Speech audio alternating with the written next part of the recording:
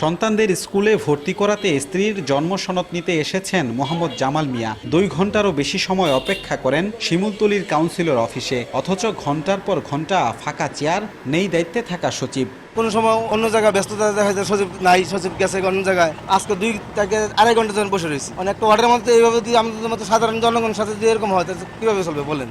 এমন পরিস্থিতি আয়তনে দেশের সবচেয়ে বড় গাজীপুর সিটি কর্পোরেশনের 8টি অঞ্চলেই। কোথাও দায়িত্বপ্রাপ্ত সরকারি কর্মকর্তার ব্যস্ততার অজুহাত, কোথাও উপস্থিতি অনিয়মিত।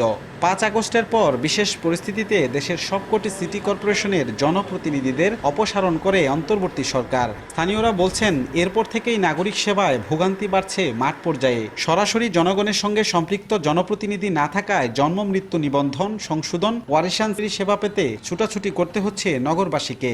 কোন ম্যাজিস্ট্রেট আসবে কারোই চিনি না, কোথা থেকে কোথায় যাব। 1 সপ্তাহ যাবত একটা কাগজের জন্য ঘুরতে হচ্ছে, দৌড়াদৌড়ি করতে হচ্ছে। এতে কি হচ্ছে? জনগণের কি উপকার হচ্ছে? না, জনগণ ক্ষতিগ্রস্ত হচ্ছে। যারা এই ছাত্র আন্দোলনে পক্ষে ছিল বা যারা ছাত্রদের বিপক্ষে যায় নাই, তাদেরকে রেখে অন্তত বর্তমান যে সংকট তৈরি হয়েছে সেটা কাটানো সম্ভব।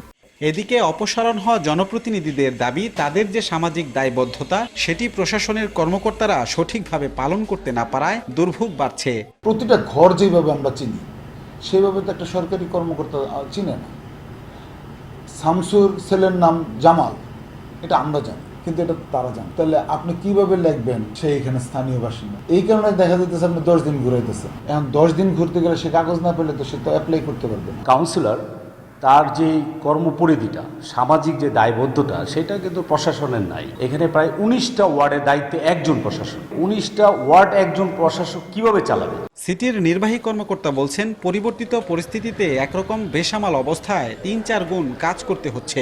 কাউন্সিলর সাহেবরা যেভাবে করতেন ওইভাবে আমরা করতে পারতেছি না, বাট আমরা প্রশাসনিকভাবে যেটা করা সেটা আমরা করেই যাচ্ছি। যেখানে মানুষ চেনা যায় না, ভাসমান ভোটার আছে, গাজীপুরটা একটু চ্যালেঞ্জিং, প্রবলেমগুলো অ্যারাইজ হয় কেস টু কেস, সেগুলো আমরা দেখে তাৎক্ষণিকভাবে সমাধান করার চেষ্টা করি। হয়তো একটু ডিলে হয়। 329.53 বর্গ কিলোমিটার আয়তনের এই শিল্পনগরীতে 25 লাখের বেশি জনসংখ্যার পরিসংখ্যান থাকলেও বর্তমানে যা কয়েক গুণ বেশি।